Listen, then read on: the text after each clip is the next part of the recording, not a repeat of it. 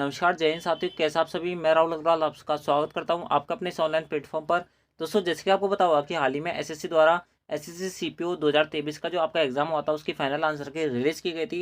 And दोस्तों, आज के इस वीडियो के अंदर हम उसके सबसे पहले शिफ्ट के अंदर जितने भी क्वेश्चन पूछे गए थे मैथ के, आज की इस क्लास के अंदर हम उसका सोल्यूशन करने वाले हैं। तो बिना किसी तरीके इस क्लास को स्टार्ट करते हैं। एंड दोस्तों, जितने भी आपके पास 50 क्वेश्चन पूछे गए थे उनका सोल्यूशन मैं आपको यहाँ पर दो पार्ट्स के अंदर कराऊंगा, क्योंकि पहला पार्ट के अंदर आपके 25 क्वेश्चन आएंगे और दूसरे पार्ट के अंदर भी 25 क्वेश्चन आएंगे। इनका यहाँ पर अलग अलग सेपरेट करवाने क्या रीजन है वो मैं आपको बता देता हूँ।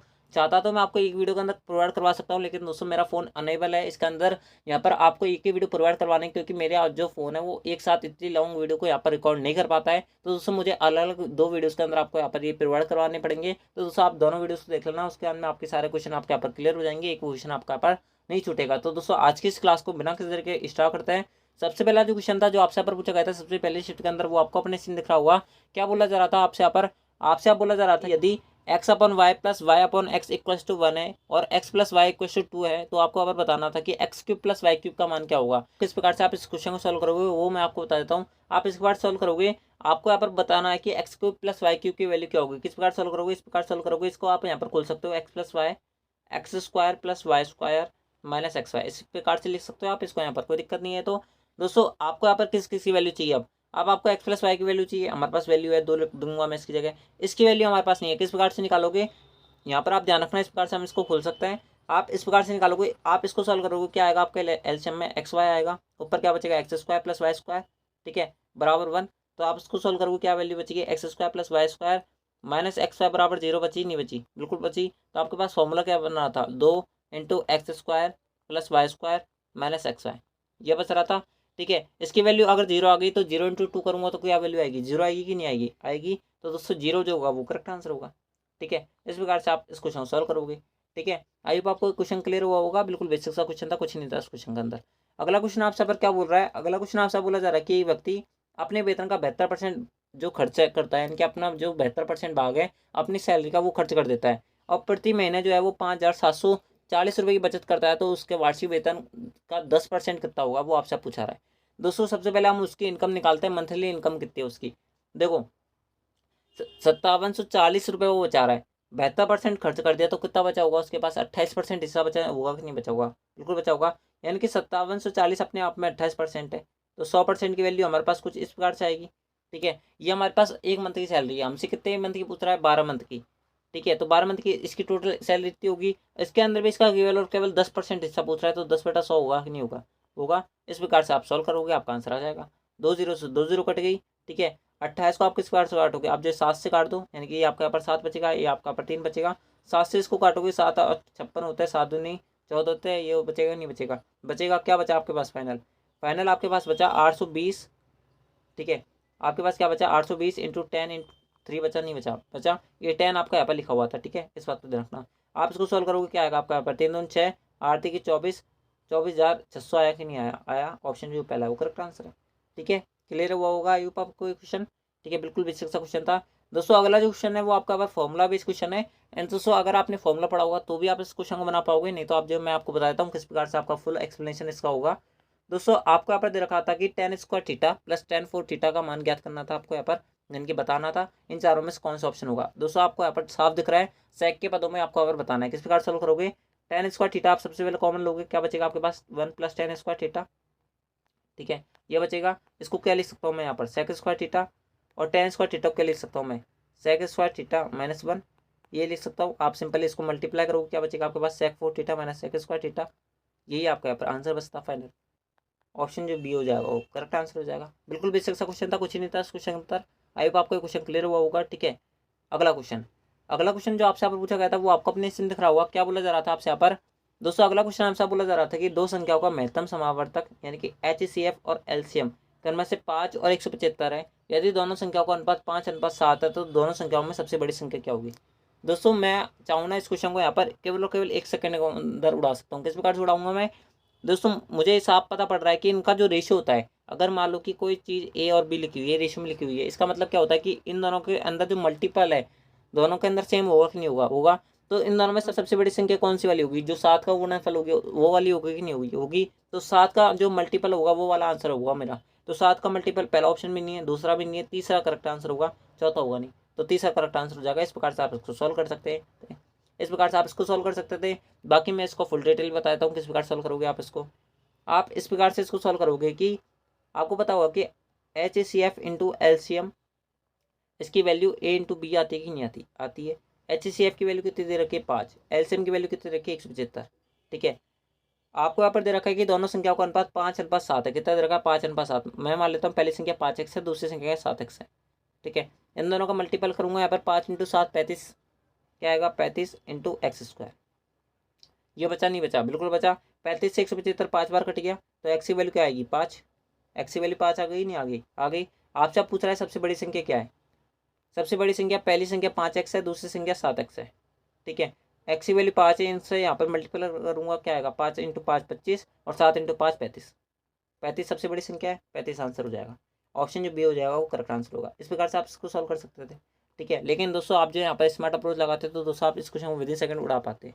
अगला क्वेश्चन आपसे पर क्या बोल रहा है, अगला क्वेश्चन आपसे बोल रहा है कि पहली कमेज को दूसरी कमेज के विक्रय मूल्य के दोगुने पर बेचा जाता है।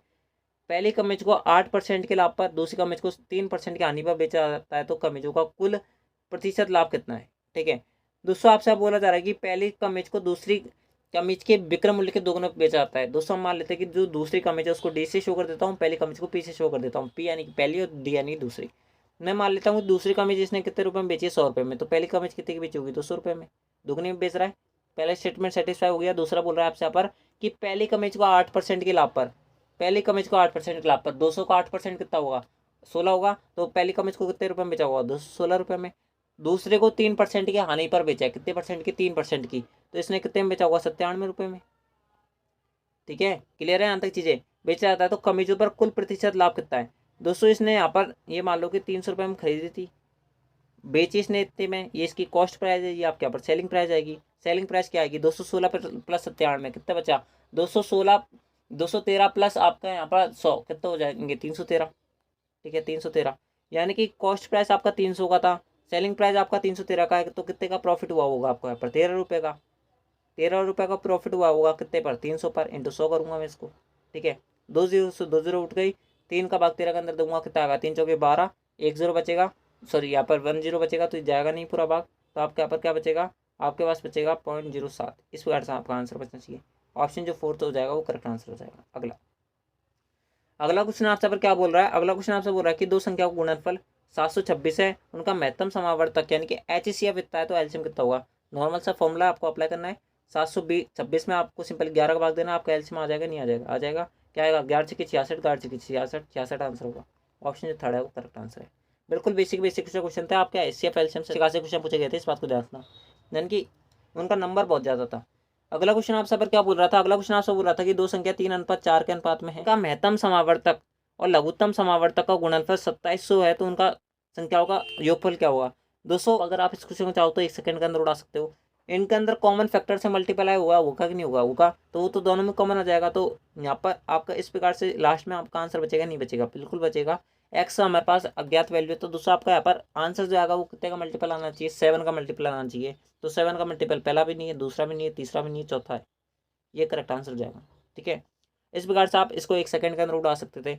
नहीं तो अगर आपको पूरा सॉल्व करना है तो पूरा भी सॉल्व कर सकते हो आप।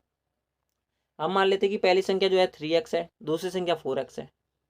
ठीक है, HCF और LCM को गुणनफल 2700 दे रखा है, तो आप इन दोनों का मल्टीप्लाई कितने होगा 4 3 के 12 और x², ये होगा कि नहीं होगा, होगा।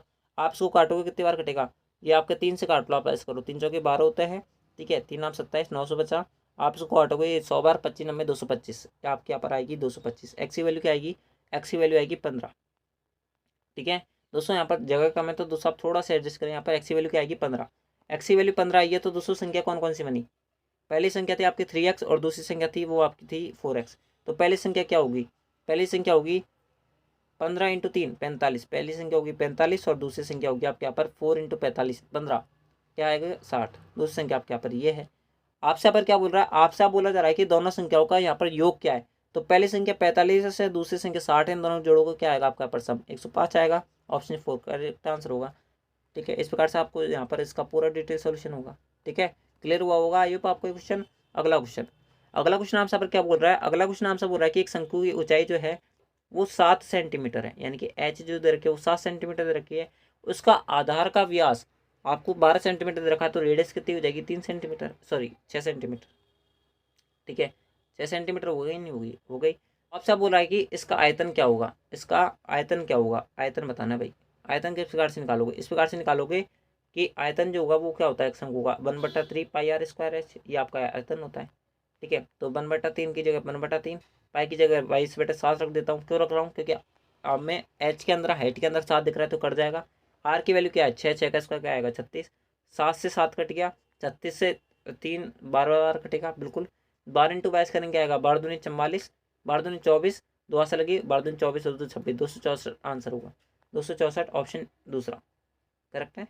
ठीक है, अगला दोस्तों, अगला जो क्वेश्चन है वो थोड़ा सा कैलकुलेशन वाला सवाल है, तो आप थोड़ा सा यहाँ पर ध्यान से देखना, आपका आंसर आ जाएगा। ठीक है, मैं आपको बता दूं कि हमेशा जो ऑफ वाली टर्म होती है ना उसको सबसे पहले सॉल्व किया जाता है, इस बात को ध्यान रखना। ठीक है, आपको सिंपली इसका सिंप्लीफिकेशन करना है एंड दोस्तों आपको यहाँ पर आंसर निकालना है। किस प्रकार से सॉल्व करोगे, इस प्रकार सॉल्व करोगे। यहाँ पर तो ये बट्टे के अंदर तो दोस्तों ये दोनों जीरो उड़ जाएंगे, क्या बचेगा आपके केवल केवल यहाँ पर 4/5। डायरेक्ट सॉल्व कर रहा हूँ 4/5 इंटू, अब आपके यहाँ पर ये बचेगा ब्रैकेट, ब्रैकेट वाले को आप सॉल्व करोगे। आप ऑफ को भी यहाँ पर सबसे पहले सॉल्व कर सकते हो, लेकिन ब्रैकेट के अंदर हम सॉल्व कर रहे हैं। तो 3 3 9 9 9 और 1 10, 10/3 आपका यहाँ पर ये बचेगा। माइनस क्या बचेगा, 2 2 4 4 और 5, 5/2 आपका यहाँ पर ये बच गया। ठीक है, अब भाग है तो भाग का भाग रहने देते हैं हम। ऑफ को हम सबसे पहले सॉल्व करेंगे, जैसे मैंने आपको बताया तो 1/2 का 1/2, ऑफ को मतलब इंटू होता है, तो 4 4 और 1 5, 5/4 बच गया यहाँ पर। यहाँ पर ठीक है क्या, ठीक है, यहाँ पर बट्टा क्या बचा है 1/3 प्लस 1/5 इंटू 1/9, 1/45। ठीक है, क्लियर है यहाँ तक चीज़ें। तो हम मैं थोड़ा यहाँ पर साइड में ले लेता हूँ और आपको सॉल्व करके दिखाता हूँ। तो 4/5, 4/5 बच गया। ये इंटू किससे आया था, ये इंटू आया था आपके यहाँ पर मल्टीप्लाई से, यानी कि ऑफ से आया था। ठीक है, तो ऑफ का मतलब हमें सबसे पहले इसको सॉल्व करना है, तो आपका इंटू तो चल ही रहा है ऊपर। ऊपर क्या बचा 10/3, यानी कि क्या बचेगा ऊपर, इस वाले ब्रैकेट को सॉल्व करने पर, इस वाले को सॉल्व करने पर बचेगा 10 दूनी की 20, 20 में से 15 गए तो 5, 5/6, 5/6 बच गया यहाँ। ठीक है, और भाग का साइन किसके अंदर कन्वर्ट हो जाता है, इंटू के अंदर, तो इंटू बच गया आपका यहाँ पर। यहाँ क्या बचा हुआ, यहाँ पर बचा होगा 8/5। ठीक है, इसको सॉल्व कर दिया मैंने। ठीक है, इसको लिख दिया उल्टा करके, इस प्रकार से लिख सकते हैं। आपका बट्टे में क्या बचेगा 45 बचेगा और 16 बचेगा यहाँ पर। ठीक है, इसको सॉल्व करने पर, क्योंकि 45 आपका एलसीएम में आ जाएगा और 15×3 = 45 होता है, तो 15 + 1 16, इस प्रकार से आ गया। आपको सिंपल इसको सॉल्व करना, आपका आंसर आ जाएगा फाइनल। ठीक है, किस प्रकार सॉल्व करोगे, आप इस प्रकार सॉल्व करोगे तो 5 से 5 आपका कट गया। ये आपका यहाँ पर कितनी बार कटेगा, ये आपका यहाँ पर 3 बार कटेगा, ये आपका यहाँ पर 4 बार कटेगा। ठीक है, 3 बार 4 बार, मैं दूसरे पेन से लिख देता हूँ, 3 4 आ गया। ठीक है, अब आपका क्या बचा, आपके पास बचा हुआ है यहाँ पर, मैं यहाँ पर लिख देता हूँ। ठीक है, ये थोड़ा खसपस ज़्यादा हो गया यहाँ पर, 4/5, तो क्या बचा आपके पास फाइनल 4/5 इंटू, आपके पास बचा है यहाँ पर 4/3। ठीक है, इंटू 45/16। ठीक है, इसको मैंने ऊपर भेज दिया इस वाले टर्म। ठीक है, तो 45/16 बच गया। सिंपल इसको सॉल्व करना है, 16 से 16 का खत्म हो गया, 5 15, 15 45, फाइनल आंसर क्या बचेगा 3। ठीक है, यानी कि 3 जो होगा ना वो करेक्ट आंसर होगा। ठीक है, स्टेप जो मैं लिखता जा रहा हूँ आप उनको देखते जाओ, आपका आंसर आते चल जाएगा। ठीक है, नहीं तो आप जो है इन क्वेश्चंस के अंदर खो जाओगे यहाँ पर, क्योंकि थोड़ा जगह मेरे पास कम है। तो दोस्तों आप जो है यहाँ पर थोड़ा सा एडजस्ट करिए, बाकी तो मैं आपको यहाँ पर आंसर बता रहा हूँ। ठीक है, साथ साथ बोल रहा हूँ किस प्रकार से मैं इनको सॉल्व कर रहा हूँ। ठीक है, अगला क्वेश्चन जो था ना ये थोड़ा सा ट्रिकी क्वेश्चन था और अच्छा खासा क्वेश्चन था। क्या क्वेश्चन आपसे बोला जा रहा था, आपसे आप बोला जा रहा था कि एक व्यक्ति 40 किलोमीटर दौड़ता है, कितने किलोमीटर, 40 किलोमीटर। पहले 10 किलोमीटर में उसके द्वारा लिया गया समय 10 किलोमीटर, दूसरे 10 किलोमीटर में लिए गए समय का दुगना है। ठीक है, यानी कि मान लेता हूँ पहला किलोमीटर ए है। ठीक है, पहले के अंदर लिया गया समय ए है, दूसरे में बी है, तीसरे में सी है, चौथे में डी है। ठीक है, पहले में लिया गया समय दूसरे में लिए गए समय का दुगना है। मैं मान लेता हूँ कि पहले के अंदर जो समय लिया गया है वो आपके यहाँ पर कितना लिया गया है, वो आपका लिया गया है, दूसरे में पहला 1 लिया गया होगा तो पहले में दूसरा 2 लिया गया होगा। तीसरे 10 किलोमीटर में लिया गया समय चौथे 10 किलोमीटर में लिए गए समय का आधा है। ठीक है, चौथे में मान लेता हूँ 2 लिया हो गया होगा, तो तीसरे में 1 लिया हो गया होगा, इतना टाइम लगा होगा। ओवर के अंदर आप मान सकते हो इसको। ठीक है, ये आपका लिया गया होगा। उसके बाद में क्या बोल रहा है आपसे यहाँ पर, उसके बाद में आपसे बोल रहा है कि यदि पहले 10 किलोमीटर में उसकी चाल 40 किलोमीटर प्रति घंटा है तो 40 किलोमीटर में उसकी औसत चाल क्या होगी। क्वेश्चन अच्छा है, आपको सिंपल इसको सॉल्व करना है। तो दोस्तों आपका यहाँ पर टाइम का सबका रेशो आ जाएगा, नहीं आ जाएगा, आ जाएगा। सबसे पहले हम इसको सॉल्व कर लेते हैं। यहाँ पर 1:1 आएगा, यहाँ पर क्या आएगा 1:1, क्या बचा 2:1:1:2, ये बच गया। सबका टाइम का रेशो आ गया कि नहीं, आ गया, आ गया हमारे पास। ठीक है, तो अब आपसे यहाँ पर क्या बोल रहा है, आपसे आप बोला जा रहा है कि पहले 10 किलोमीटर में उसकी चाल कितनी थी, उसकी चाल थी यहाँ पर 40 किलोमीटर। प्रति घंटा, 40 किलोमीटर प्रति घंटा। ठीक है, पहले 10 किलोमीटर में तो दोस्तों पहले के अंदर स्पीड कितनी थी, 2 यूनिट की वैल्यू क्या दे रखी है, वो आपको दे रखी है 10/40। यहाँ तक दे रखी है, चीज़ समझ बैठ रही है, कुछ ही नहीं है इसके अंदर, आपका आंसर आता चल जाएगा। ठीक है, तो दोस्तों 2 यूनिट की वैल्यू क्या आएगी, 1/4। ठीक है, ये है 2 यूनिट की वैल्यू, यानी कि इसकी वैल्यू क्या है, 1/4। 1 यूनिट की वैल्यू क्या आएगी, 1/8। इसके अंदर भी 1/8 आएगी और इसके अंदर भी 1/4 आएगी। यहाँ तक चीज़ें क्लियर है, बिल्कुल बेसिक से मैं बता रहा हूँ और सारा कुछ समझाने का ट्राई कर रहा हूँ, अभी वो आपको समझ बैठ रहा होगा। ठीक है, अब आपसे यहाँ पर फाइनल क्वेश्चन अंदर क्या बोल रहा है, आपसे बोला जा रहा है कि औसत स्पीड बताओ, यानी कि औसत चाल बताओ। किस प्रकार से बताओगे, एवरेज स्पीड आपको पता होगा कि एवरेज स्पीड इक्वल होता है total distance upon total time. Total distance कितनी चली है, 40 किलोमीटर, 40 ऊपर आएगा। टाइम कितना ले रहा है, 1/4 प्लस 1/8 प्लस 1/8 प्लस 1/4, इस प्रकार से ले रहा है। तो इन सबको सॉल्व करोगे क्या आएगा, 1/8 प्लस 1/8 जोड़ोगे क्या आएगा, 1/4। 1/4 के 3 जोड़े तो क्या बचेगा, 3/4। क्या बचेगा, 3/4, 4 ऊपर चल जाएगा, क्या बचेगा, 160/3। ठीक है, किलोमीटर प्रति ओवर, ये इसकी स्पीड हो। ठीक है, अभी आपको समझ बैठा होगा, ऑप्शन जो थर्ड हो जाएगा वो करेक्ट आंसर हो जाएगा। इस प्रकार से आपको यहाँ पर सॉल्व करना था। ठीक है, थोड़ा सा कैलकुलेटिव सवाल था, थोड़ा समझने वाला क्वेश्चन था, इस बात को ध्यान रखना। ठीक है, आपका आंसर इस प्रकार से आएगा। अगला क्वेश्चन, अगला क्वेश्चन आपसे पर क्या बोल रहा है, अगला क्वेश्चन आपसे बोला गया था कि एक बेईमान डीलर सामान को 22% हानि पर बेचने की घोषणा करता है, लेकिन 35% हल्के बाट का उपयोग करता है, तो लाभ या हानि परसेंट क्या होगा। दोस्तों अगर आपने पहले वाली एसएससी वाली क्लासेस देखी होंगी ना हमारी, तो मैंने आपको हमेशा एक बात बताई है, जब भी आपको बेईमान दुकानदार वाला क्वेश्चन पूछ ले जाए ना, तो वहाँ पर आपको 2 चीज़ें पता होनी चाहिए। एक आपको यहाँ पर कॉस्ट प्राइस पता होना चाहिए और एक सेलिंग प्राइस पता होना चाहिए, यानी कि एक तरफ आपको सीपी लिखना है, एक तरफ एसपी लिखना है। तो दोस्तों आपको यहाँ पर सबसे पहले स्टेटमेंट के अंदर बोल रहा है, वो आपको बोल रहा है कि सबसे पहले उसने बेईमान डीलर अपने 22% हानि पर बेचने की घोषणा करता है, यानी कि उसने खरीदा कितने का है, 100 रुपये का, बेच कितने पर आया, वो बेच रहा है यहाँ पर 78 रुपये में, ऐसे बोल रहा है वो आपसे यहाँ पर। उसके बाद में बोल रहा है आपसे यहाँ पर कि लेकिन वह 35% हल्के बाट को उपयोग करता है। सेकंड स्टेटमेंट के अंदर वो आपसे यहाँ पर ये बोल रहा है 35% हल्का बाट, यानी कि जो आपको बेच रहा है उसके पैसे कितने रुपये ले रहा है, पूरे रुपये ले रहा है, यानी कि 100 रुपये ले रहा है। एक्चुअल में बेच कितना रहा है, 65%। ये हो गया कि नहीं हो गया, मतलब उसकी कॉस्ट कितनी लग रही है, एक्चुअल में 65% लग रही है, नहीं लग रही। आपको सिंपल इसको सॉल्व करना है, आपका आंसर आ जाएगा। 2 जीरो से 2 जीरो कर देगा आपके यहाँ पर, 13×5 = 65 होता है, 3×6 = 78 होता है। 5 की चीज़ अगर आप यहाँ पर 6 में बेचोगे तो कितने का प्रॉफिट है, एक का प्रॉफिट है कितने पर, 5 पर इंटू 100, कितने का प्रॉफिट आया, 20% का। ये करेक्ट आंसर है, ऑप्शन जो 4 है वो करेक्ट आंसर है। अभी आपको ये क्वेश्चन क्लियर हुआ होगा, बिल्कुल बेसिक सा क्वेश्चन था, कुछ नहीं था इस क्वेश्चन के अंदर।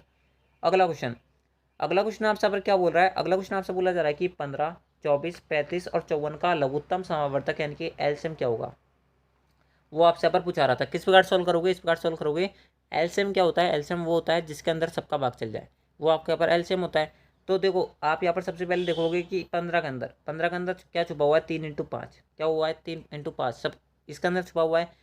और 3 तो 24 के अंदर भी छुपा हुआ है, 35 के अंदर 7 छुपा हुआ है और 54 के अंदर भी 3 छुपा हुआ है, यानी कि 3 का मल्टीपल तो आंसर आना ही चाहिए। तो 3 का मल्टीपल कौन सा ऑप्शन नहीं है, वो आपको दरकार 6, 7 और 5 12, ये मल्टीपल होगा, ये भी होगा, ये भी होगा, यानी कि सारे मल्टीपल है। तो इनमें से 3 का मल्टीपल तो हमारा फेल हो गया। अब हम चेक करते हैं 5 का मल्टीपल कौन सा है। 5 के मल्टीपल यानी कि 5 की भाजकता का नियम क्या है, उसके नाम के पीछे 0 आना चाहिए।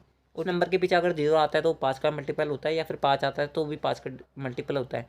तो ऑप्शन सारे सेटिस्फाई हो रहे हैं, तो 5 का भी आंसर नहीं हो सकता। अब बात कर लेते हैं 24 में क्या छुपा हुआ है, 3×8, 3×8, 8 के अंदर क्या छुपा हुआ है, 4, क्या छुपा हुआ है, 4। तो 4 का मल्टीपल किसके प्रकार चेक करता है, जिसके नाम के पीछे यानी कि जिस नंबर के पीछे अंत के 2 नंबर, यानी कि जैसे इसके अंदर 70 लिखा हुआ है, अगर 70 4 से डिविजिबल है ना, तो दोस्तों पूरा नंबर आपका यहाँ पर किससे डिविजिबल होगा, 4 से डिविजिबल होगा। इस प्रकार से आपके यहाँ पर भाजकता का रूल चलता है। तो दोस्तों 70 क्या 4 से डिविजिबल है, क्या नहीं है, तो पहला ऑप्शन हो नहीं सकता। दूसरा 70 दे रखा है, ये भी आंसर नहीं होगा। जो थर्ड होगा ना उसके अंदर 60 दे रखा है, ये आपका यहाँ पर 4 से डिविजिबल है, यानी कि ऑप्शन थर्ड हो जाएगा, वो करेक्ट आंसर हो जाएगा। इस प्रकार से आपको सॉल्व करना था, आपका आंसर आ जाएगा। ठीक है, अभी आपको एक क्वेश्चन क्लियर हुआ होगा। बाकी अगर आप यहाँ पर निकालना चाहो तो आप इस प्रकार से निकालोगे, 15 को हम लिख सकते हैं 3×5, बेसिक से इस प्रकार से निकलेगा 3 8 24, तो 2 × 2 लिख सकते हैं, 2 की पावर 3 लिख सकते हैं। ठीक है, और 35 को लिख सकता हूँ मैं यहाँ पर 7×5। ठीक है, और 54 को लिख सकता हूँ मैं यहाँ पर 18×3 = 54। ठीक है, 18×3 होते हैं ना, 27×2 = 54 होता है, 3 इस प्रकार से आएगा। ठीक है, इस प्रकार से लिख सकता हूँ। आपको सिंपल इसके अंदर सॉल्व करना था, सबसे हाईएस्ट कॉमन जितने भी है उनको निकाल लेते हैं। 2 3 6, 2 की पावर 3 यहाँ से आएगा, 3 की पावर 3 एक आएगा, और 7 एक आएगा, और 5 एक आएगा। इन सब का मल्टीपल जो आएगा ना, वो आपके यहाँ पर 560 आएगा, तो ऑप्शन थर्ड करेक्ट आंसर हो जाएगा। इस प्रकार से आपको यहाँ पर सेटिस्फाई कर लेना था, नहीं तो। लेकिन दोस्तों अगर आप इस प्रकार से सॉल्व करोगे तो दोस्तों आपको यहाँ पर बहुत ज़्यादा टाइम लग जाएगा। आप जो है सिंपली यहाँ पर मल्टीप्लाई चेक करो और आपका आंसर आ जाएगा। ठीक है दोस्तों, चलते हैं आपके अगले क्वेश्चन पर। अगला क्वेश्चन आपसे पर क्या पूछा गया था? अगला क्वेश्चन आपसे पूछा गया था कि 11 into 11 plus 11 divisible by 11 minus का 11 into 11 plus 11 into 11 minus 11 into 11। आपको सॉल्व करना था, सिंप्लीफिकेशन क्वेश्चन था। अगर आप यहाँ पर सबसे अच्छी नज़र रखते हो तो दोस्तों आप इस क्वेश्चन को विदिन सेकंड उड़ा पाओगे। मैं जो सारी चीज़ें लिखूंगा नहीं, आप जो यहाँ पर समझ सकते हो। देखो इस प्रकार सॉल्व करोगे, इस प्रकार सॉल्व करोगे। सबसे पहले हम जो है यहाँ पर देख लेते हैं, जो आपका इंटू के अंदर है ना, उन सबका हम फॉर्मेट बना लेते हैं, यानी कि उनको ब्रैकेट के अंदर सॉल्व कर लेते हैं। 11 इंटू 11 इस प्रकार से लिख सकता हूँ मैं, इसको इस प्रकार से लिख सकता हूँ, क्योंकि इंटू वाले को हम सबसे पहले सॉल्व करेंगे। तो इसको इस प्रकार से सॉल्व कर सकता हूँ और इसको इस प्रकार सॉल्व कर सकता हूँ। ठीक है, तो आप यहाँ पर ध्यान से देखोगे तो ये 11 इंटू 11 किसके अंदर है? प्लस के अंदर। ये 11 इंटू 11 किसके अंदर है? माइनस के अंदर। ये कट जाएंगे? नहीं कट जाएंगे, बिल्कुल कट जाएंगे, ये कट जाएंगे आपस में। 11/11 क्या आएगा? बचेगा 1। यहाँ पर क्या बचा हुआ है? 11। यहाँ पर क्या बचा हुआ है? माइनस का 11। क्या बचा आपके पास? 1, क्योंकि 11 से 11 कट गया, 1 आंसर हो जाएगा। ऑप्शन जो पहला हुआ वो करेक्ट आंसर होगा। इस प्रकार से सोल्व करना था, नहीं तो अगर आप यहाँ पर 1-1-11 को सोल्व करोगे ना तो दोस्तों आपको बहुत ज़्यादा टाइम लग जाएगा। दोस्तों कभी भी आप जो है अपने जो टाइम है उसके अंदर आप इस क्वेश्चन को नहीं बना पाओगे। अगला क्वेश्चन आपसे यहाँ पर क्या बोल रहा है? अगला क्वेश्चन आपसे बोल रहा है कि आपसे यहाँ पर अगला क्वेश्चन आपसे यहाँ पर क्या बोल रहा है? अगला क्वेश्चन आपसे बोल रहा है कि मैं आपको बताऊंगा अगला क्वेश्चन चित्र बना के। अगला क्वेश्चन आपसे बोल रहा है कि यदि tan a बराबर 4/3 है और a की वैल्यू जो है ना 0 से 90 के बीच में यहाँ पर वेरी करते हैं, तो आपको फिर बताना है कि sin a की वैल्यू क्या होगी। किस प्रकार सॉल्व करोगे? इस प्रकार सॉल्व करोगे कि आपका पर दे रखा है, क्या दे रखा है कि इस प्रकार से आपका एक ट्रायंगल है। ठीक है, इस प्रकार से मैं मान लेता हूँ ये ट्रायंगल आपको यहाँ पर दे रखा है। उसके अंदर बोल रहा है आपको यहाँ पर tan a की वैल्यू क्या दे रखा है? tan a की वैल्यू मैं मान लेता हूँ a आपका यहाँ पर ये है। tan a की वैल्यू, tan क्या होता है? tan बराबर होता है लंब बटा आधार। क्या होता है? लंब बटा आधार। लंब कितना है? 4, आधार कितना है? 3। तो यहाँ पर कर्ण कितना आएगा? 5 आएगा। आएगा नहीं आएगा? आएगा।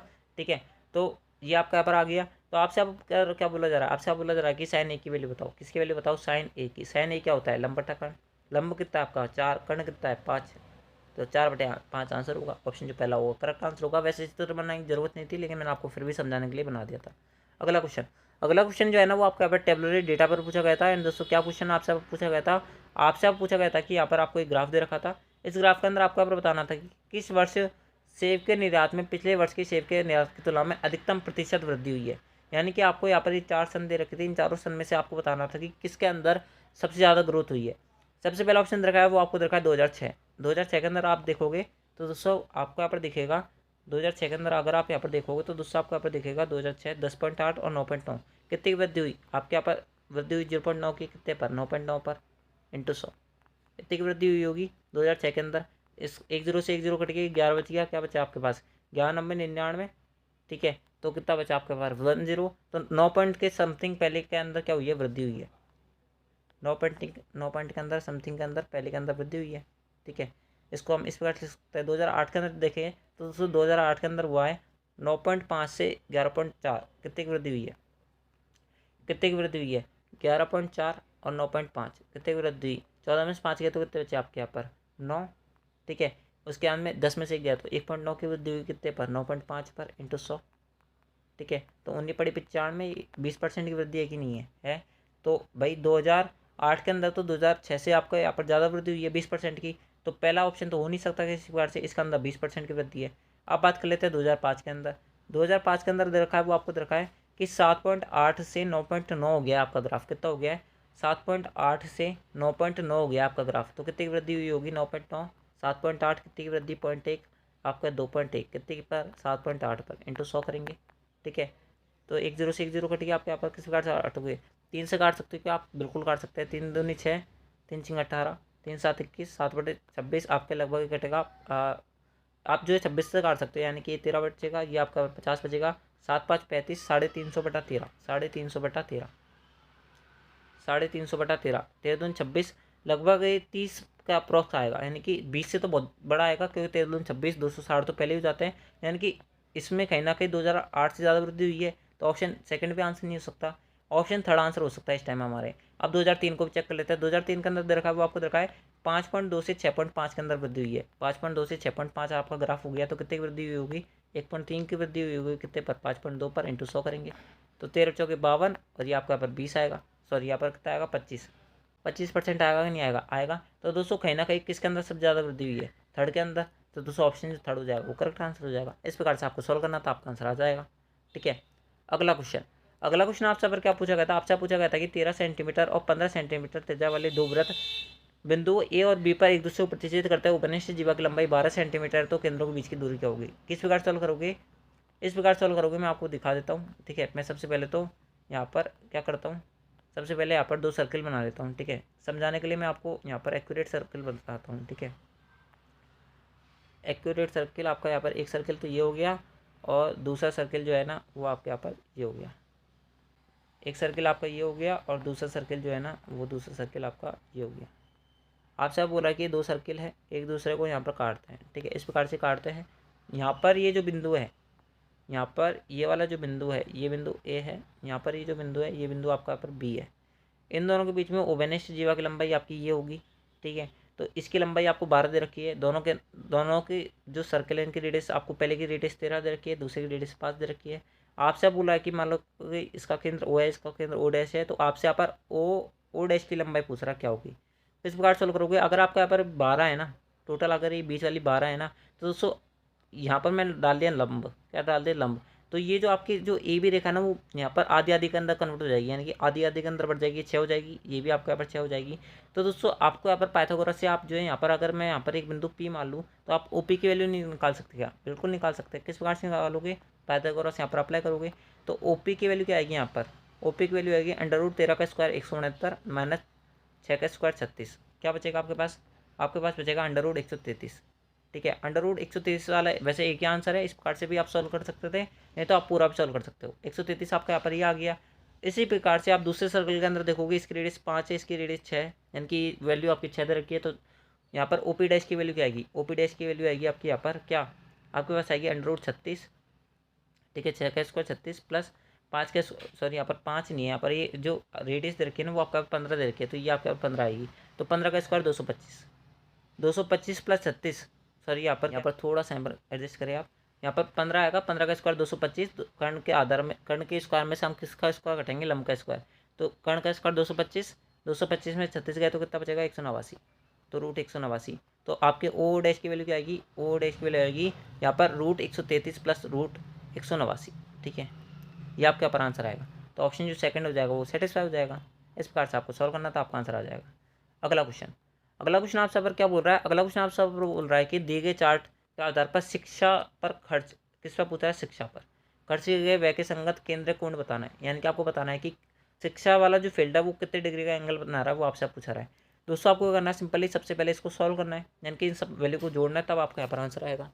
आप इनको किस प्रकार जोड़ोगे, इस प्रकार जोड़ोगे आप जो सबसे पहले यहाँ पर आपके पास यहाँ पर कौन कौन सी डेज दी हुई है मैं आपको लिख देता हूँ। 5424 दे रखा है आपको, एक दे रखा है 5250, एक दे रखा है आपको यहाँ पर 6125, एक दे रखा है आपको यहाँ पर 4200, एक दे रखा है आपको यहाँ पर 6475, एक दे रखा है 7525। इन सबको जोड़ना है। ठीक है, इन सबको आप जब जोड़ोगे ना तो इनकी वैल्यू बचेगी आपके पास अप्रॉक्सीमेटली 35,000। कितने बचेगी, 35,000। मैंने जोड़ रखी है, आप जो इनको जोड़ लेना। वैसे आपको कोई दिक्कत नहीं आएगी, मैं आपको बताता हूँ किस प्रकार जोड़ना है। 6 5 11 होते हैं, 11 5 17 होते हैं, 11 5 16 होते हैं, 16 4 आपका 20 होता है, 20 6 26 होता है, 26 7 कितने होते हैं आपके यहाँ पर, 26 7 होते हैं आपके यहाँ पर 33,000। तो ये हो गए आपके यहाँ पर। और जो आप ये छोटे छोटे आपके दे रखे हैं इन सबको जोड़ोगे ना आप, तो इन सब की वैल्यू आएगी 2000। आराम से जोड़ लेना, आपका आंसर आ जाएगा। ठीक है, 35,000 आ गया। 35,000 कितने डिग्री का मान है, 360 डिग्री का मान है। आपसे आप पूछा है शिक्षा वाला, शिक्षा के अंदर वैल्यू क्या दे रखी है, वो आपको दे रखी है 5425। सिंपली आपको सॉल्व करना है, आपका आंसर आ जाएगा। तो आपका यहाँ पर आंसर कौन सा सेटिस्फाई होगा, पहला ऑप्शन। ठीक है, इस बात को ध्यान रखना, 55.8 डिग्री का ये आपका यहाँ पर एंगल बनाएगा। ठीक है, सिंपली आपको सॉल्व करना है, आपका आंसर आ जाएगा। ठीक है, ठीक है दोस्तों, चलते हैं आपके अगले क्वेश्चन पर। अगला क्वेश्चन आपसे पर क्या बोला जा रहा है, अगले क्वेश्चन अंदर आपसे बोला जा रहा है कि एक वस्तु के मूल्य में 17% की वृद्धि की जाती है। यानी कि सबसे पहले कॉस्ट प्राइस पर उसने 70% बढ़ाया है, उसके बाद बोल रहा है आपसे पर इस अंकित मूल्य पर, यानी कि इस सेलिंग प्राइस जो आपका नया बना है 70% बढ़ाने के बाद में, उस पर वह 5% और 20% की दो योजनागत छूट प्रदान करता है। और यदि मूल्य का भुगतान नकद किया जाता है, यानी कि कैश किया जाता है, तो 20% की और छूट देता है। यानी कि इतने दो छूट दे दी उसने, सबसे पहले 5% की छूट दी, उसके बाद में 20% की और छूट दी, उसके बाद में वह और जो आपका फाइनल सेलिंग प्राइस बना इन छूट देने के बाद में भी उस पर भी 20% की और छूट देता है। तो आपसे बोला जा रहा है कि उसका लाभ परसेंट क्या होगा, वो आपसे पूछा रहा है। सिंपली आपको सॉल्व करना है। किस प्रकार सॉल्व करोगे दोस्तों, आपके पास दो मेथड है।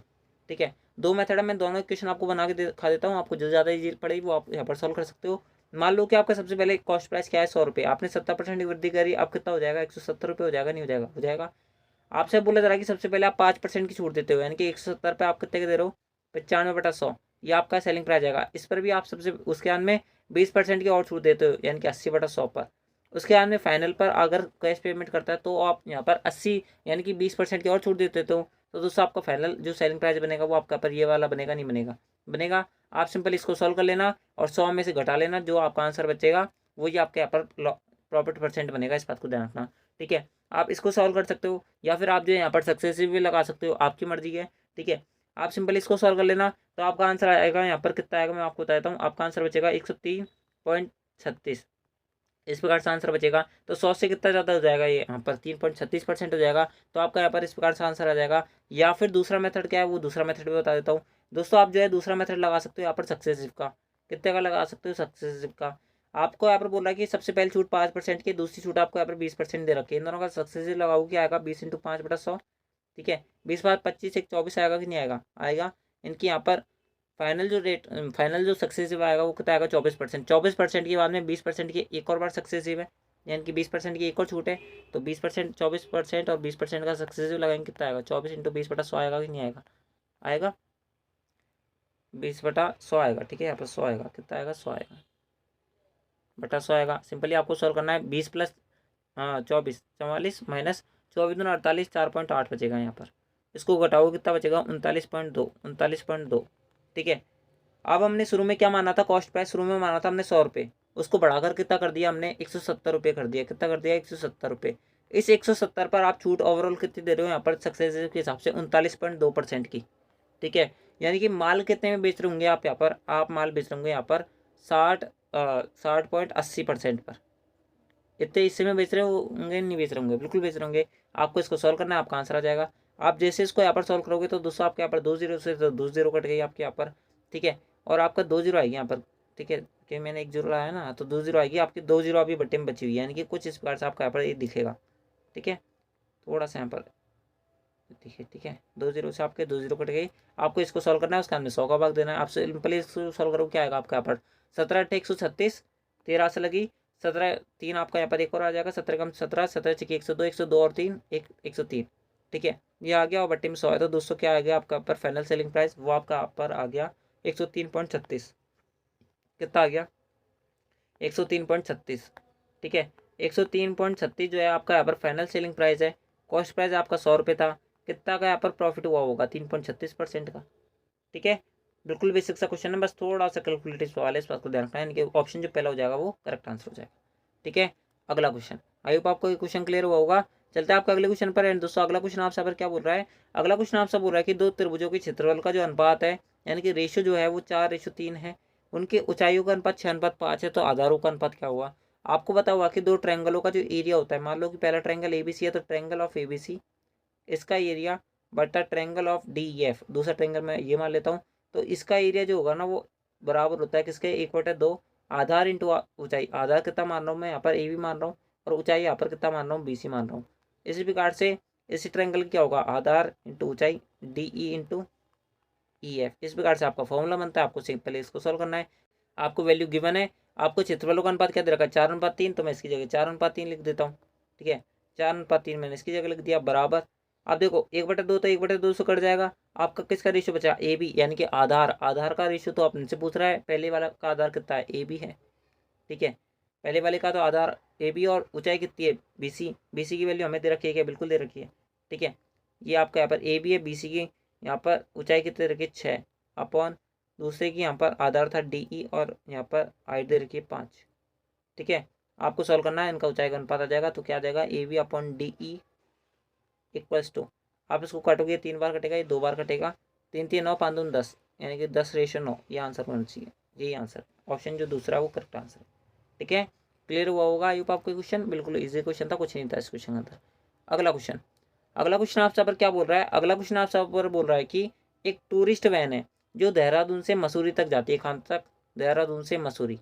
ठीक है, कितने की स्पीड से, 36 किलोमीटर प्रति घंटे इस चाल से चलती है, और 60 किलोमीटर प्रति घंटे की चाल से वापस आती है। तो आपसे यहाँ पर बोला जा रहा है कि टूरिस्ट वैन द्वारा तय की गई दूरी यानी कि औसत चाल क्या है वो आपसे पूछा रही है। दोस्तों मैं आपको बता दूँ, इसका जो आपको डायरेक्ट फॉर्मूला पता होना चाहिए, नहीं तो आप जब बेसिक से करोगे थोड़ा सा टाइम लगेगा, बाकी आपका आंसर तभी भी आ जाएगा, लेकिन थोड़ा ज़्यादा टाइम लगेगा। आपका डायरेक्ट फॉर्मूला क्या होता है वो मैं आपको बता देता हूँ।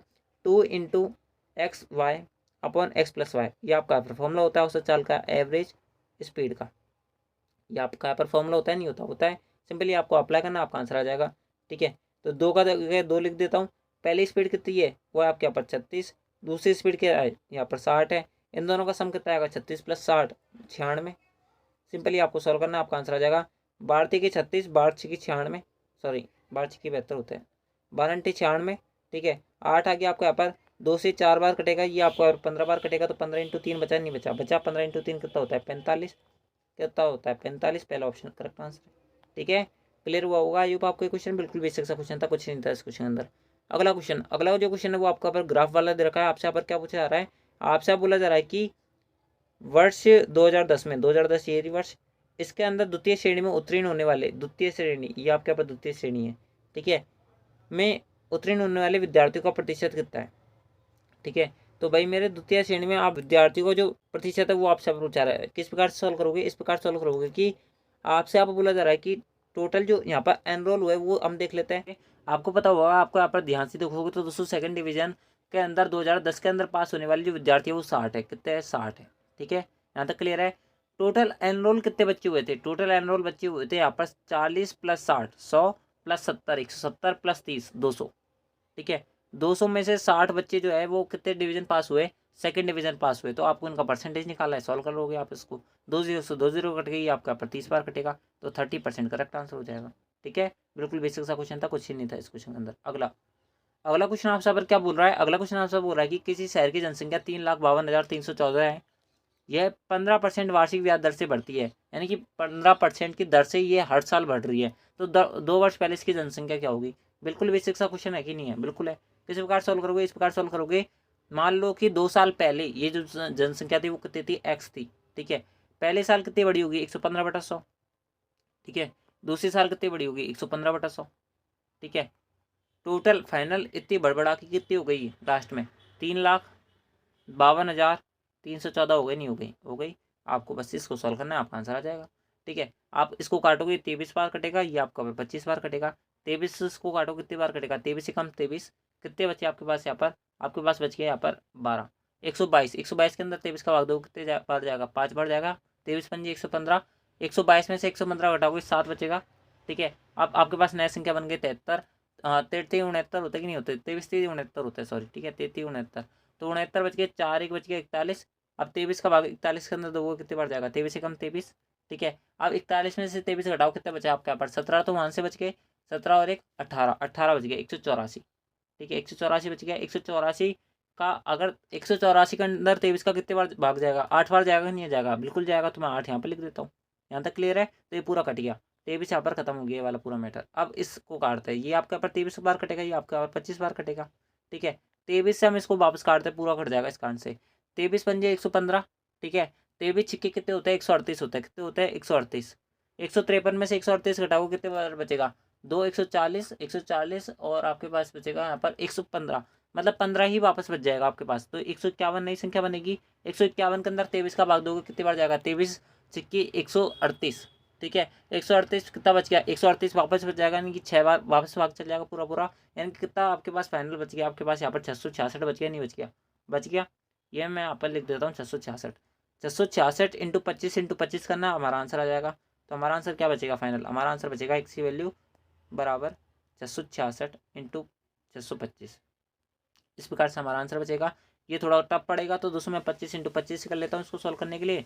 ठीक है, 25 × 25, 25 की 150 हासिल लगेगी 15, 25 की 150, 150 15 165, यानी कि कितना बचेगा 165। ठीक है, 165, 16 हासिल लगी, 25 की 150, 150 और 16 166 इंटू 25 और करना है हमें।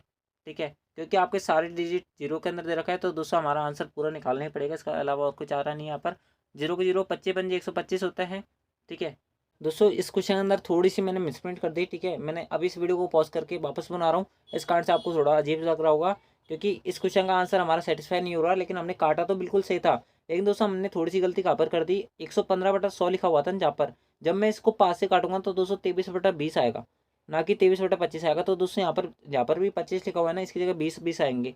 ठीक है, तो आपके यहाँ पर क्या बच जाएगा, 23 × 400, इस प्रकार से बनेगा ये। ठीक है, फिर आपको सॉल्व करना है, आपका आंसर आ जाएगा। 2 जीरो कट गए आपके यहाँ पर, 2 जीरो आ गए, मतलब 6 × 4 = 24 हासिल की 2, 6 × 4 = 24, 24 और 2 26 हासिल की यहाँ पर 2, और 6 × 4 = 24, 24 और 2 26, यानी कि 2,66,400 आपका यहाँ पर करेक्ट आंसर होगा, option 4।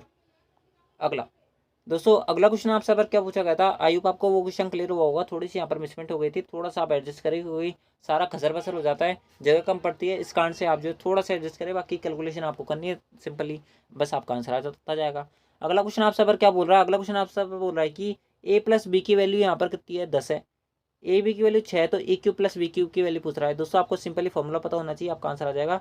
a³ + b³ equals to क्या होता है, आपका यहाँ पर होता है a+b, a² + b² माइनस का ab।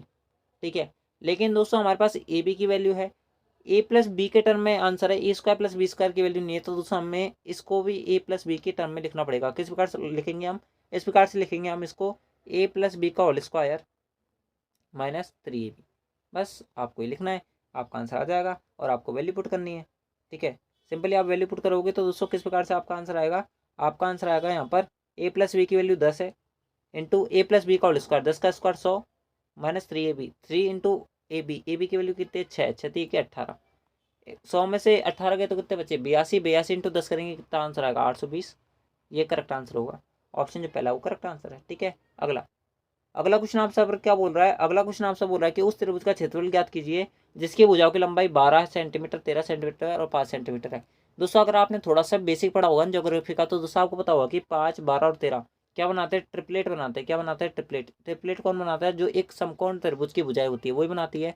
मान लेता हूँ कि 12 ये है, 5 ये है, तो 13 ये हुई होगी। ठीक है, इस प्रकार से बना होगा।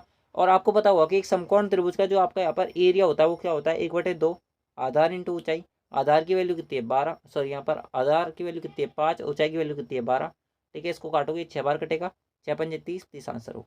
ठीक है, ऑप्शन जो दूसरा था वो करेक्ट आंसर था। अगला दोस्तों, अगला जो क्वेश्चन है वो आज के इस वीडियो का, आज के इस क्लास का लास्ट फाइनल क्वेश्चन है। उसके अंदर आपका अगली जो क्लास आएगी उसके अंदर आपके आगे क्वेश्चन बता दिए जाएंगे, आपको उसके अंदर कोई दिक्कत नहीं आएगी। ठीक है, अगला क्वेश्चन आपसे पर क्या बोल रहा है, अगला क्वेश्चन आपसे बोल रहा है कि जोनाथन जो है उसने 3 वर्ष पहले चक्रवृद्धि ब्याज की गणनीय आधार पर 10% वार्षिक ब्याज दर पर एक राशि को 5 वर्षों के लिए उधार लिया। यानी कि जोनाथन नाम का एक आदमी है जिसने 3 वर्ष पहले, यानी कि आज से 3 साल पहले 5 वर्ष के लिए एक फिक्स अमाउंट को क्या किया, यहाँ पर लोन के रूप में लिया, और उस पर जो रेट ऑफ इंटरेस्ट थी वो कितने रुपए थी, वो थी 10%। कितनी थी, 10%, यहाँ पर लिखा हुआ है। उसके अंदर क्या बोल रहा है, उसके अंदर बोल रहा है कि इस अवधि के अंत में भुगतान की जाने वाली राशि, यानी कि 5 साल बाद जो टोटल भुगतान की जाने वाली राशि थी वो कितनी थी, 1,61,051 रुपये थी। हालांकि कोई पूर्व भुगतान दंड यानी कि प्री पेमेंट पेनल्टी जो थी उसने नहीं दी थी, और जोनाथन को अभी कुछ बोनस भुगतान प्राप्त हुआ और उसने ऋण चुकाने का फैसला किया, तो जोनाथन को अभी कितना भुगतान करना होगा। यानी कि आपसे यहाँ पर क्या बोला जा रहा है, अच्छा खासा क्वेश्चन है, इस बात को ध्यान रखना। आपसे आप बोला जा रहा है कि मान लो कि आपने 5 साल के लिए कोई जो पैसा है वो आपने उधार लिया, आप उसको केवल और केवल 3 साल बाद चुका रहे, तो दूसरा आपसे बोला जा रहा है कि चक्रवृद्धि ब्याज के आधार पर उस पेमेंट, यानी कि आपको 3 साल बाद कितना पेमेंट करना पड़ेगा, आपसे आप पूछा रहा है। किस प्रकार सॉल्व करोगे, इस प्रकार सॉल्व करोगे, आप थोड़ा समझने का ट्राई करना, आपका आंसर आ जाएगा। ठीक है, इस प्रकार समझो कि मान लो कि अगर आप यहाँ पर कितने रुपए उधार लेते हो, 100 रुपये उधार लेते हो। ठीक है, 100 रुपये आपने उधार लिए, और आपके रेट ऑफ इंटरेस्ट कितनी है, 10%। तो 1 साल बाद कितना पेमेंट करोगे आप यहाँ पर, 110 रुपये। ठीक है, अब आपका चक्रवृद्धि ब्याज है, तो दोस्तों इस पर भी ब्याज लगेगा, यानी कि पहले साल के अंदर आपको इतना पेमेंट करना पड़ेगा, दूसरे साल के अंदर कितना पेमेंट करना पड़ेगा, इसका भी 10% और एक्स्ट्रा जोड़ना पड़ेगा, यानी कि 121 रुपये पेमेंट करना पड़ेगा। 10% के हिसाब से बता रहा हूँ मैं, क्योंकि 10% ही आपको क्वेश्चन अंदर बोला हुआ है, इस बात को ध्यान रखना। ठीक है, 121 रुपये पेमेंट करना पड़ेगा या नहीं करना पड़ेगा, बिल्कुल करना पड़ेगा। 3 साल बाद कितना करना पड़ेगा, 3 साल बाद करना पड़ेगा 131.1 करना पड़ेगा कि नहीं करना पड़ेगा, बिल्कुल करना पड़ेगा। 4 साल बाद कितना करना पड़ेगा, 4 साल बाद आपको पेमेंट करना पड़ेगा कितना, आपको पेमेंट करना पड़ेगा 1, 3 और 1 4, 3 और 3 6, 4 और 1, यानी कि 146.41 रुपये का, कितने का, 146.41 रुपये का। ठीक है, मैं थोड़ा सही से लिख देता हूँ, 146.41 रुपये का, 146.41 रुपये का। और 5 साल बाद कितना पेमेंट करना पड़ेगा आपको, यहाँ पर 5 साल बाद पेमेंट करना पड़ेगा 1, 5, 6 और 4 10, और 6 और 4 10, 10 और 11, एक हाथ से लगी, 4 और 5 और 6 और 1 का 1, यानी कि कितना ब्याज करना पड़ेगा आपको यहाँ पर पेमेंट करना पड़ेगा, 161.51 रुपये का। ठीक है, इतना पेमेंट करना पड़ेगा या नहीं करना पड़ेगा? बिल्कुल करना पड़ेगा। ठीक है, और आपसे यहाँ पर क्वेश्चन अंदर क्या बोल रहा है? अब इस क्वेश्चन अंदर बोल रहा है कि 5 साल के बाद आपको जो पूरी राशि का जो अमाउंट पे करना पड़ेगा, वो कितना पेमेंट करना पड़ेगा? वो आपको यहाँ पर पेमेंट करना पड़ेगा 1,61,51 रुपये। कितना रुपये? 1,61,51 रुपये। तो आपसे यहाँ पर बोला जा रहा है कि 3 साल बाद उसको यहाँ पर कितना पेमेंट करना पड़ेगा। तो भाई मैं मान लेता हूँ कि उसने 100 रुपये अगर राशि उधार ली होगी, तो 203 साल यहाँ पर 5 साल बाद कितना पेमेंट करेगा? वो 161.51 रुपये। तो यानी कि आप इनडायरेक्टली इस प्रकार समझ सकते हो, आप पढ़े लिखे हो सारे के सारे, कि 161.51। ठीक है, एक यानी कि आप इस बार समझो इस क्वेश्चन को। ठीक है, मैं कलर चेंज करके लिखता हूँ, नहीं तो कुछ भी समझ नहीं बैठेगा। 1,61,051 रुपये। ठीक है, कितने यूनिट की वैल्यू दे रखी है आपको यहाँ पर? 1,01,021.51 यूनिट की वैल्यू दे रखी है। अगर आपसे यहाँ पर 100 यूनिट की वैल्यू पूछी है, यानी कि आपसे यहाँ पर इंडायरेक्टली पूछ रहा है 133.1 यूनिट की वैल्यू क्या होगी। आप सिंपली इसको डायरेक्ट इस प्रकार से निकाल सकते हो। 133.1 यूनिट की वैल्यू आपसे यहाँ पर पूछ रहा है क्या होगी। ठीक है, सिंपली आपको कुछ अंदर ये पूछा रहा है, बाकी और कुछ नहीं पूछा रहा। आप इसको सिंपली सॉल्व करोगे, आप यहाँ पर पॉइंट हटाओगे, ऊपर कितने जीरो आएंगे? 3 जीरो, 1 2 3। ये पूरा पूरा कैंसिल हो गया आपका। यहाँ पर आपके पास फाइनल आंसर क्या बचा? आपके पास फाइनल आंसर बचा मेरे भाई, थोड़ा सा समझने का ट्राई करिए। आपका अगर आपने थोड़ा सा बेसिक पढ़ा होगा ना इसका, कंपाउंड इंटरेस्ट का, तो आपका आंसर आ जाएगा। ठीक है, तो आपका यहाँ पर क्या बचेगा? आपके पास बचेगा 100। ठीक है, यानी कि आपको 3 साल बाद मेच्योर होने के बाद में आपको पेमेंट जो करना पड़ेगा ना, वो आपको यहाँ पर 1,33,100 रुपये करना पड़ेगा। इस बात को ध्यान रखना। यानी कि ऑप्शन जो पहला हो जाएगा ना, वो करेक्ट आंसर हो जाएगा। बिल्कुल बेसिक सा क्वेश्चन है, कुछ ही नहीं है। थोड़ा सा आप दिमाग लगाए, अगर आपको समझ नहीं बैठा तो आप इस वीडियो को थोड़ा सा बैक लेके जाए और वापस समझने का ट्राई करें, आपका आंसर आ जाएगा। कुछ ही नहीं है इस क्वेश्चन के अंदर। ठीक है, आपको इसके अंदर कोई दिक्कत नहीं आने वाली है। ठीक है, तो दोस्तों इस प्रकार से ये था आपका यहाँ पर SSC CPO। ये था आपका यहाँ पर SSC CPO 2023 का अंदर पूछे गए सभी 25 क्वेश्चन। ठीक है, वैसे पूछे तो आपके पर 50 क्वेश्चन गए थे, लेकिन दोस्तों आपका ये पहला पार्ट था। दूसरा पार्ट के अंदर पूरे 50 क्वेश्चन आपके यहाँ पर हो जाएंगे। इसके अंदर आपको कोई दिक्कत नहीं आने वाली है। आई होप आपको सारे क्वेश्चन समझ बैठे होंगे। अगर आपको ये वीडियो पसंद आए तो इस वीडियो को लाइक जो करें, चैनल को सब्सक्राइब जो करें, क्योंकि इस चैनल पर आपके यहाँ पर SSC से रिलेटेड जो कंटेंट है वो हमारे द्वारा प्रोवाइड करवाया जाता है। एंड दोस्तों सबसे बेटर कंटेंट हम आपको देते हैं। सारे क्वेश्चन जो आपके लेटेस्ट के अंदर पूछे गए थे उन सबका सोल्यूशन मैंने आपको कराया है। चाहे SSC CGL 2023 का प्री का चाहे कोई एग्जाम हो, यानी कि SSC CGL 2023 का प्री के अंदर आपको जैसे पता होगा कि टोटल 39 शिफ्टें हुई थी। उन 39 शिफ्टों के अंदर आपके यहाँ पर जितने पेपर पूछे गए थे उनका सॉल्यूशन हमने करवाया है, उनके चैप्टर वाइज सॉल्यूशन हमने करवाया है। तो दोस्तों अगर आपने उन क्लासेस को नहीं देखा तो उन क्लासेस जरूर देखना।